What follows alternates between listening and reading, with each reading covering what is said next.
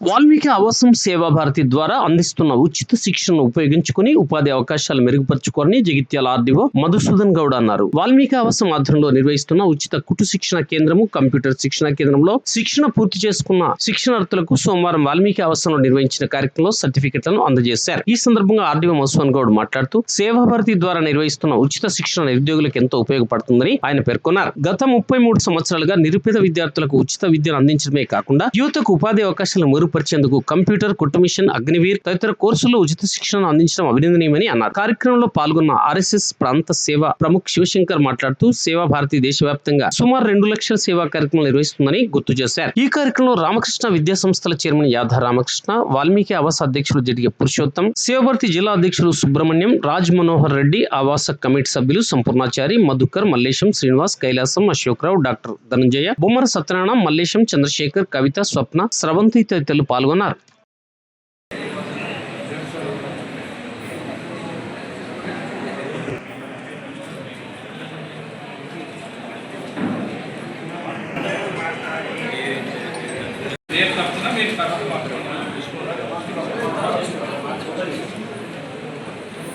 గడ్డం గౌతమి అందరూ కూడా ఉచిత శిక్షణ ఉచిత అనే పదం వాడారు. ఉచిత అనేది లేదు.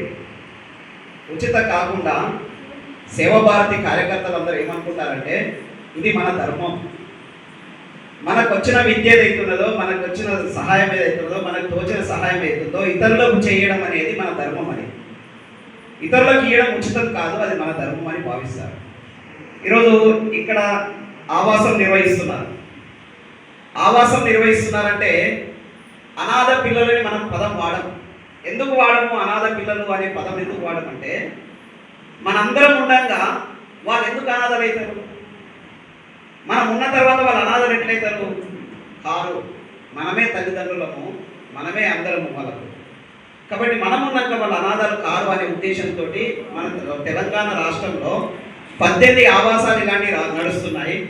ఏ ఆవాసానికి కూడా అనాథ ఆవాసం అని ఎక్కడ పేరు పెట్టలేదు.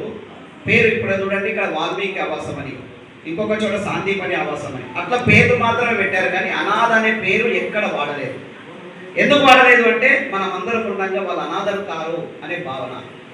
శాసించగలిగే శక్తి ఉన్న మాతృమూర్తులు వీళ్ళకు ఈ సేవా భారతి ద్వారా ఈ రకమైన ఉపాధి కల్పించే తత్వంతో కూడిన computer and as well as కుటుంబ మిషన్ పరిశ్రమకు సంబంధించిన ట్రైనింగ్ లభించడం కూడా వాస్తవంగా వాళ్ళ అదృష్టంగానే భావించాలి. అట్లాంటి కార్యక్రమంలో పాల్గొనే అవకాశం రావడం మాకు కూడా ఒక జన్మల బంధంగానే భావిస్తుంది. ఇవాళ ప్రపంచం మొత్తం గ్లోబలైజేషన్ వైపు చూస్తున్న ఈ రోజుల్లో ఇవాళ ప్రపంచాన్ని శాసించగలిగే శక్తి కూడా భారతదేశం. దానికి ప్రధాన కారణం హిందూ తత్వం, హిందూ సంస్కృతి. ఇవాళ ప్రపంచవ్యాప్తంగా చూస్తే కూడా కేవలం ఒక ఆర్ఎస్ఎస్ రాష్ట్రీయ స్వయం సంఘం అన్న ఆర్గనైజేషన్ మాత్రమే ఈ రోజు వరకు కూడా సమాజంలో నిలబడగలిగి సమస్యలో ఉంచుకొని ఆ సంస్కృతి, ఆ విద్య, ఆ పద్ధతులు చాలా రకాలుగా ఇవాళ వాల్మీకి ఆవాసం పిల్లల్ని ఎక్కడ కనబడి చూసినా కూడా, ఇవాళ శిశు మందిలో పిల్లలు ఎక్కడ చూసినా కూడా ఆ యొక్క ప్రస్ఫుటింపజేస్తుంది.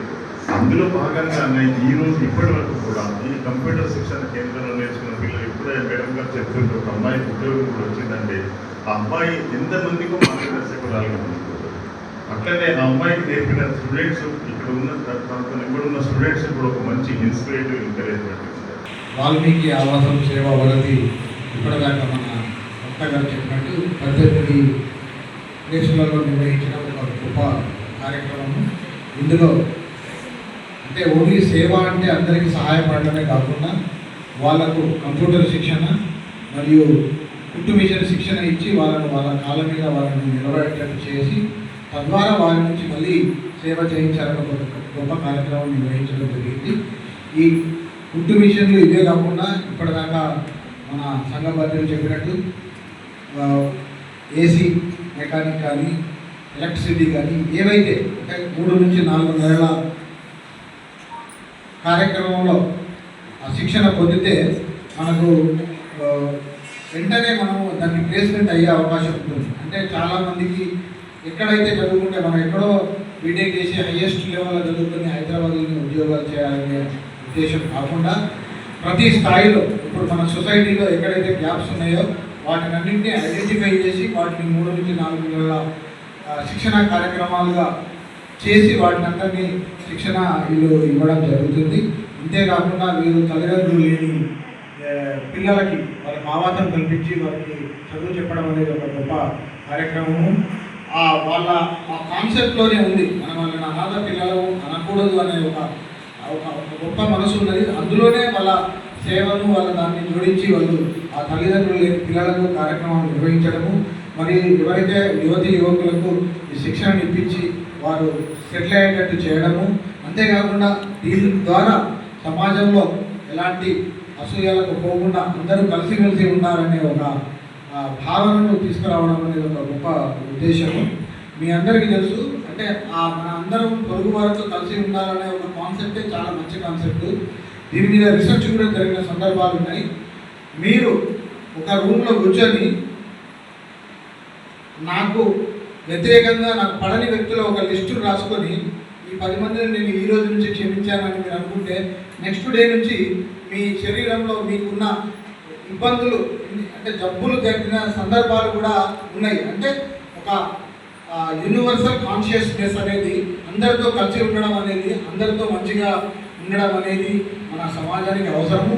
తద్వారా మన ఒక గొప్ప సమాజం నిర్మించబడుతుందని ఈ సందర్భంగా తెలియజేస్తూ, ఎవరైతే శిక్షణ పొందారో వాళ్ళందరికీ అభినందనలు తెలియజేస్తూ నన్ను ఆహ్వానించి నా ద్వారా ఈ కార్యక్రమం నిర్వహింపజేస్తున్నందుకు సంఘ బాధ్యులందరికీ ధన్యవాదాలు తెలియజేస్తున్నాను.